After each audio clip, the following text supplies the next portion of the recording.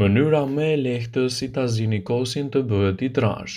Të gjithë nënat shqiptare dinë si ta zinë kosin në mënyrë perfekte, por kjo është një recetë për ato që nuk dinë se si ta përdorin atë. Bërja e kosit tuaj në shtëpi është më shumë e lehtë nga sa e mendoni.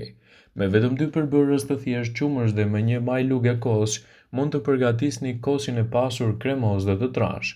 Përbërësit që u duan janë 3 litër qumësht, 2 lugë gjeve kos. Siguroni që kosi të mos jetë i thartuar. Udhëzimja pas hapi, zjeni qumshtin, hidhni 3 litra qumësht në tenxhere të madhe dhe lini të zjenj. Ndërsa qumshti nxehet, përzjeni her pas here për të parandaluar ngjitjen, por keni kujdes të mos e përzjeni fuqishëm, kjo mund të futë atë edhe më shumë ajër. Shtoheni qumshtin në një enër prej qelçi.